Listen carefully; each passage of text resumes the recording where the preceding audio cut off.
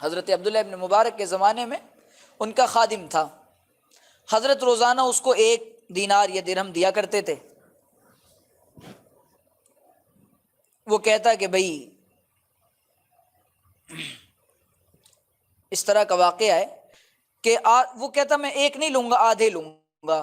کیوں؟ آدھا درہم معاف کروا رہا ہے، عبداللہ ابن مبارک کا غلام ہے۔ کیا بات ہے، کہاں جا رہے ہو؟ روزانہ رات کو کہتا میں دن میں خدمت کر سکتا ہوں، رات کو نہیں کر سکتا، آدھا تم رکھو، مجھے نہیں چاہیے، کافی ہے۔ وہ اللہ کا بندہ، عجیب و غریب اس کا معاملہ تھا، رات کو نکل رہا ہے۔ عبداللہ مبارک کہتے ہیں کہ یہ میں حیران ہوتا ہوں کہ یہ کہاں جاتا ہے رات کو۔ فرمانے لگے جب میں نے اس کا پیچھا کیا تو میں دیکھ رہا ہوں کہ یہ قبرستان کی طرف جا رہا ہے۔ عبداللہ مبارک کہتے ہیں رات کو قبرستان میں، پھر دیکھتے ہیں کہ تو وہ آدھے راستے سے واپس آ گئے۔ اب ان کو خیال ہوا کہ لگ رہا ہے کہ یہ قبرستان میں جو جاتا ہے اللہ نہ کرے کہیں کفن چوری کرتا ہو، تو بڑے بڑے بھی کبھی بدگمان ہو جاتے ہیں۔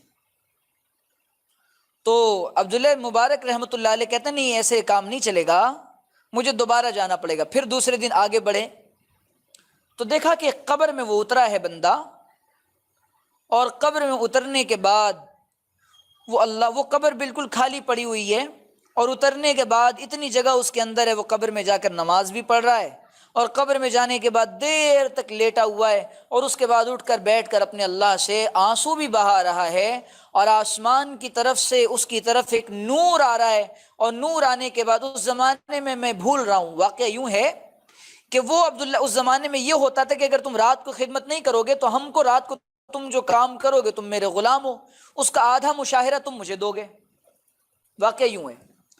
تو وہ اللہ سے دعا کرتا ہے میں عبداللہ ابن مبارک کا غلام ہوں، مجھے ابن مبارک کو پیسے دینے پڑتے ہیں، یا اللہ میں آپ کی عبادت سے بھی غافل نہیں ہو سکتا، اللہ میں آپ کی عبادت نہ کروں تو کہاں جاؤں، اے اللہ آپ مجھ پر رحم فرما دیجئے۔ آسمان میں ایک نور آ رہا ہے، نور سے اس کے پاس پیسے آ رہے ہیں۔ عبداللہ ابن مبارک دیکھ کر حیران ہو گئے۔ جب ابن مبارک نے دیکھا وہ پیسے لے کر گیا، لے کر جانے کے بعد حضرت ابن مبارک فرمانے لگے اللہ کے بندے میں تجھ کو آزاد کرتا ہوں۔ کہنے لگے کیا بات ہے؟ کہنے لگے جو کچھ تیرے ساتھ ہوتا تھا میں نے اس کو دیکھ لیا ہے۔ نہیں نہیں نہیں نہیں نہیں نہیں، میرا اور میرے اللہ کا معاملہ اب راز فاش ہو چکا ہے، اب میں دنیا میں رہنا نہیں چاہتا، اب میں اپنے اللہ کے پاس جانا چاہتا ہوں۔ وہ دعائیں کرتا کرتا وہیں پر اس کی روح پرواز کر گئی۔ ابن مبارک کہتے ہیں کہ جب میں نے اس کو قبر میں اتارا حضور پر نور صلی اللہ علیہ وسلم میرے خواب میں آئے، اور حضرت ابن مبارک فرماتے ہیں کہ حضور میرے خواب میں آنے کے بعد فرمانے لگے ابن مبارک تم میرے ولی کا مقام نہ پہچان سکے؟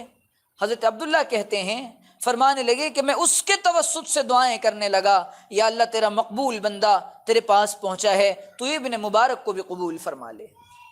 اس زمانے کے خادموں کا یہ حال ہوا کرتا تھا کہ وہ اپنی آخرت کی فکر کے لیے نہ وہ امیر دیکھتے ہیں، نہ وہ غریب دیکھتے ہیں، نہ وہ مال دیکھتے ہیں۔ اے میرے مولا تو مجھ سے راضی ہے یا نہیں، میری قبر و حشر کا کیا منظر ہوگا؟ وہ جا کر قبروں میں اپنا تزکیہ کر رہے ہیں۔ حضرت عثمان ابن عفان قبر پر کھڑے ہو کر کہہ رہے ہیں اللہ عثمان کے لیے آخرت کی منزل آسان کر دے۔ ہنسی کھیل کی محفلوں نے اور ہنسی کھیل کی تذکیروں نے دلوں کو مردہ کر دیا، اور دلوں کی زمین مردہ ہو گئی، نہ اللہ کا خیال آتا ہے نہ قبر کے حساب و عتاب کا خیال آتا ہے۔